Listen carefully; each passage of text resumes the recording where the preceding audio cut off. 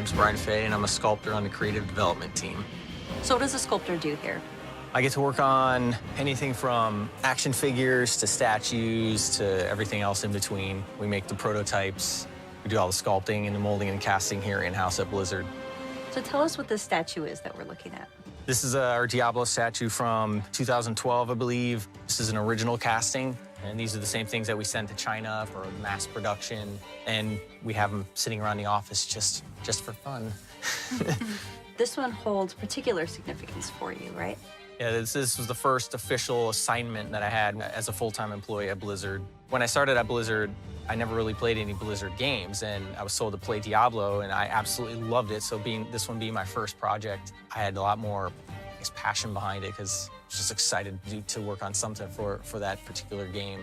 So why do you think it's important that we archive items like this? When we make a mold of the final sculpt, like the wax pieces get completely obliterated when you take them out of the mold. So the only thing that we have left of the original sculpt is these master castings. So we try to get the vault a copy as soon as possible because once those are gone, it's gone.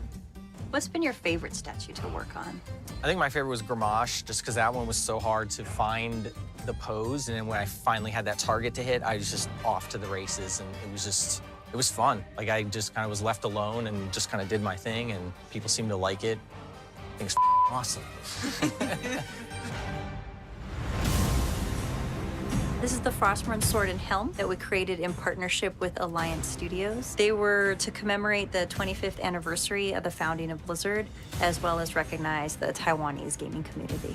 They are part of the larger Lich King statue that's located in Taiwan.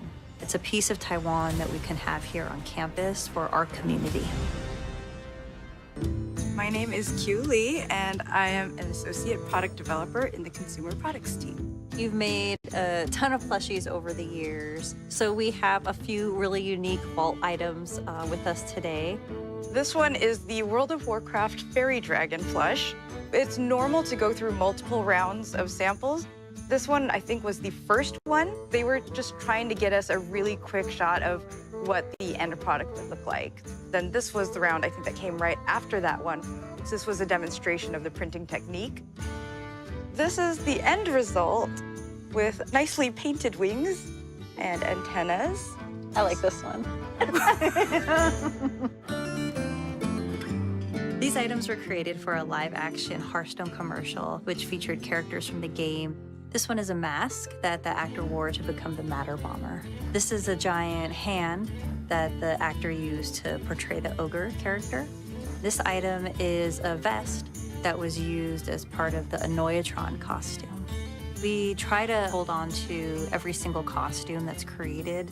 All of our items are preserved for conservation, and they're brought out for exhibition from time to time.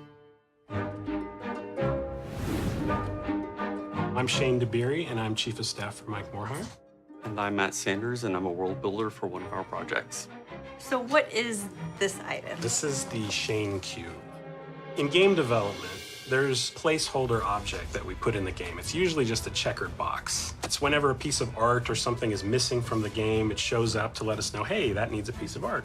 The programmers on the project thought it would be funny if they put my face on the cube rather than the checkerboard. And the significance of that is because I was the art producer at the time, it was my job to make sure that all these art assets got into the game. Did this ever get out to the public?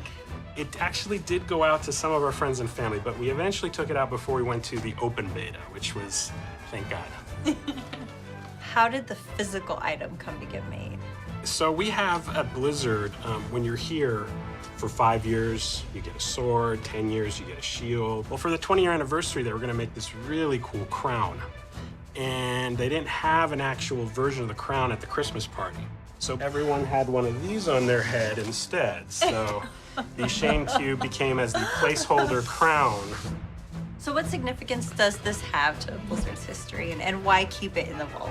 This is one of those really cool, iconic moments that made us all laugh. And even though some of us have gone different places throughout the industry, we are all still kind of familiar to each other. So this is just one of those happy memories I think we all cherish a little bit. That's true. Can you still make that face?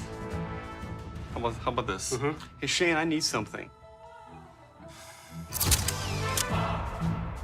That's more like it. Okay, That's there you about go. right.